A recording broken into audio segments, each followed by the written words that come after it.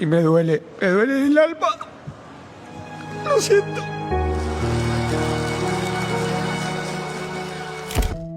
Football ইতিহাসের সবচেয়ে কালো অধ্যায় নাকি ফুটবল জাদুকর লিওনেল মেসিকে থামানোর জন্য আগে সাজানো হয়েছিল এক ভয়ঙ্কর চিত্রনাট্য।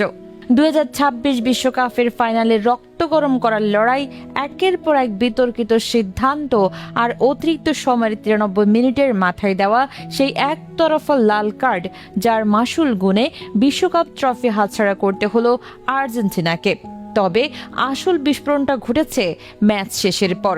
বিশ্বজুড়ে তৈরি হওয়া তীব্র জনরোষের মুখে পড়ে অবশেষে জনসম্মুখে ক্ষমা চাইতে বাধ্য হয়েছেন ম্যাচের বিতর্কিত রেফারি স্লাভকো ভিনচিচ।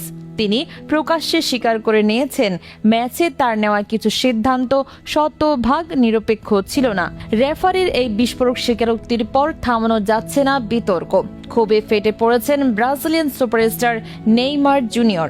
আর সংবাদ সম্মেলনে উপস্থিত হয়ে খোদ লিওনেল মেসি উগরে দিয়েছেন জমিয়ে রাখা সব ক্ষোভ।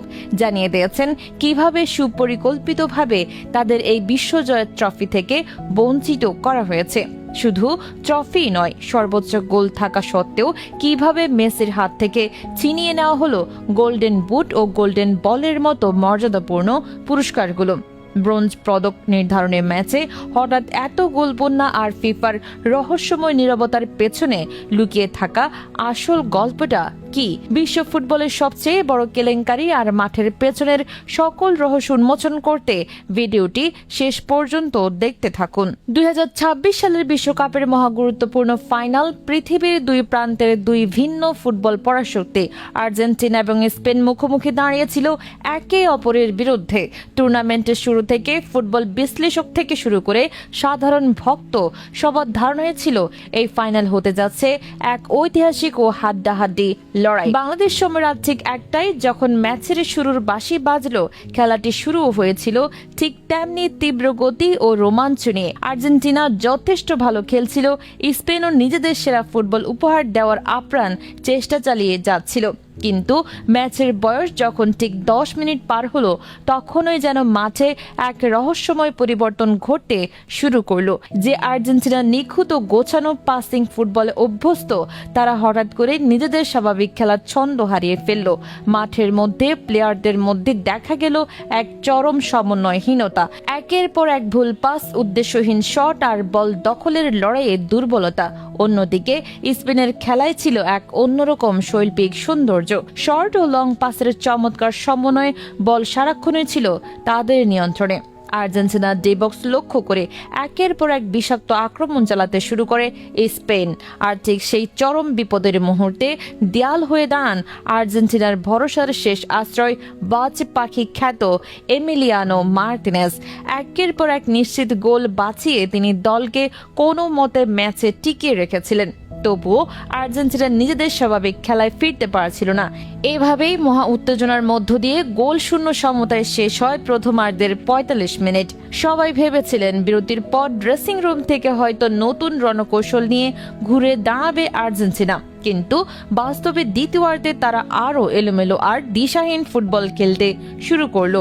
আর্জেন্টিনার মতো বিশ্বজয়ী দলের কাছ থেকে এমন পারফরমেন্স ছিল সত্যি অনাকাঙ্ক্ষিত। পরিস্থিতির লাগাম টানতে কোচ লিওনেল স্কালোনি একের পর এক খেলোয়াড় পরিবর্তন করেও কোনো সুফল পাচ্ছিলেন না।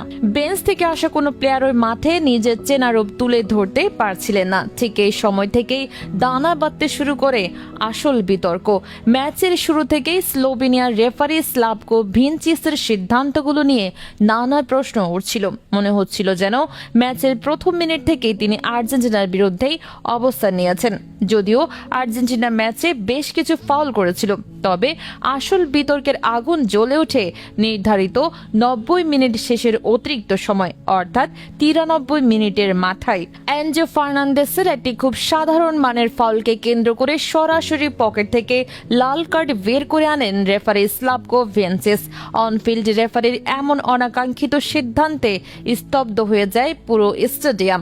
অধিনায়ক লিওনেল মেসি ও ডাগ আউটে থাকা কোচ স্কালোনি তীব্র প্রতিবাদ জানিয়ে অন্তত একবার VAR প্রযুক্তির সাহায্যে সিদ্ধান্তটি পুনর্বিবেচনা করার আকুতি জানান। কিন্তু রেফারি স্লাভকো ভিনচিচ সেই যুক্তিসঙ্গত দাবিতে কর্ণপাত না করে নিজের সিদ্ধান্তে অনড় থাকেন। এই একটি সিদ্ধান্ত আর্জেন্টিনার সমস্ত আশা চুরমার করে দেয়। স্পেনের মতো বিশ্বসেরা গোছানো দলের বিরুদ্ধে একজন খেলোয়াড় কম নিয়ে 10 জনের দল নিয়ে খেলাটা ছিল অসম্ভব এক চ্যালেঞ্জ। এই সুযোগটি পুরোপুরি কাজে লাগিয়ে স্পেন তাদের আক্রমণ বাড়িয়ে দেয় এবং Spanish forward Ferran Torres Garcia goal করে স্পেনকে 1-0 ব্যবধানে এগিয়ে নেন।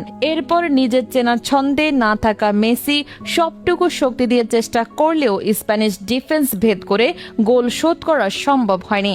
10 জনের আর্জেন্টিনা দল তখন ডিফেন্স সামলাবে নাকি আক্রমণে মন দেবে, সেই সিদ্ধান্তহীনতাই ভুগে ট্রফি হাতছাড়া করে। দীর্ঘ বাঁশি বাজতে বিশ্ব চ্যাম্পিয়ন হওয়ার বাঁধ ভাঙা উল্লাসে মাতে স্পেন।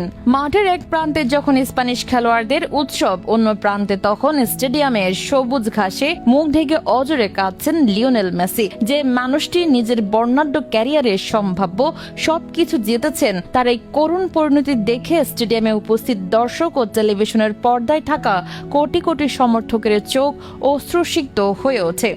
ম্যাচ শেষে সংবাদ সম্মেলনে এসে মেসি স্পষ্ট ভাষায় নিজের ক্ষোভ প্রকাশ করে বলেন, স্পেন চমৎকার খেলেছে, তারা জয় পাওয়ার যোগ্য, কিন্তু ফাইনালের মতো এত বড় মঞ্চে রেফারির এমন একতরফা সিদ্ধান্ত কখনোই মেনে নেওয়া যায় না। এত বড় সিদ্ধান্তের আগে বিষয়টি VAR দিয়ে গভীরভাবে পরীক্ষা করা উচিত ছিল। রেফারির এই বিতর্কিত আচরণের বিরুদ্ধে সোচ্চার হয়ে তীব্র প্রতিবাদ জানান ব্রাজিলিয়ান তারকা নেইমার জুনিয়রও। এর পরপরই সামনে আসে আরও এক চাঞ্চল্যকর ও বিস্ফোরক তথ্য। টুর্নামেন্ট জুড়ে 8টি গোল করে গোল্ডেন বুটের দৌড়ে সবার শীর্ষে ছিলেন লিওনেল মেসি। কিন্তু ফাইনালের ঠিক আগের দিন অনুষ্ঠিত ফ্রান্স ও ইংল্যান্ডের ব্রোঞ্জ পদক নির্ধারণী ম্যাচে হঠাৎ গোল বন্যা বয়ে যায়। ফ্রান্স 6টি এবং ইংল্যান্ড 4টি গোল করে।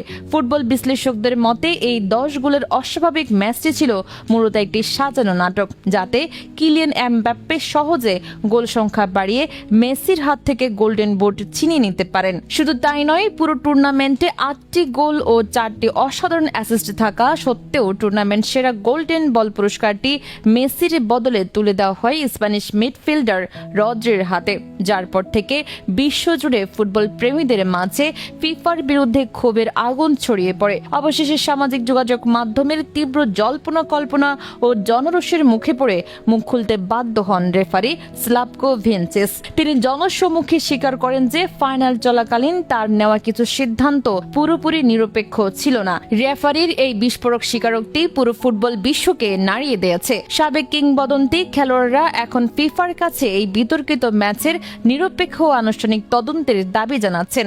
একটি স্বপ্নের রীতি ঘটল চরম বিতর্কের মধ্য দিয়ে। কোটি কোটি সমর্থক চেয়েছিলেন সর্বকালের অন্যতম সেরা খেলোয়াড় লিওনেল মেসির বিদায়টা হোক রাজকীয় ও বিতর্কহীন, কিন্তু মাঠের বাইরের নোংরা রাজনীতি আর বিতর্কিত কিছু সিদ্ধান্ত যেন সেই প্রাপ্য সম্মানটুকু কেড়ে নিল। তো দর্শক, লিওনেল মেসির সাথে ঘটে যাওয়া এই বিতর্কিত ঘটনাগুলোকে আপনি কিভাবে দেখছেন? আপনার কি সত্যিই মনে হয় রেফারি স্লাভকো ভিনচিচ কোনো নির্দিষ্ট দলের পক্ষে কাজ করছিলেন? আর ফ্রান্স ইংল্যান্ড ম্যাচের সেই 10 গোলের ঘটনা নিয়ে আপনার মতামত কি? কমেন্ট বক্সে অবশ্যই আপনার মূল্যবান বক্তব্য লিখে জানান। খেলাধুলার এমন সব এক্সক্লুসিভ প্রতিবেদন সবার আগে পেতে আমাদের চ্যানেলটি এখনই সাবস্ক্রাইব করুন। ধন্যবাদ।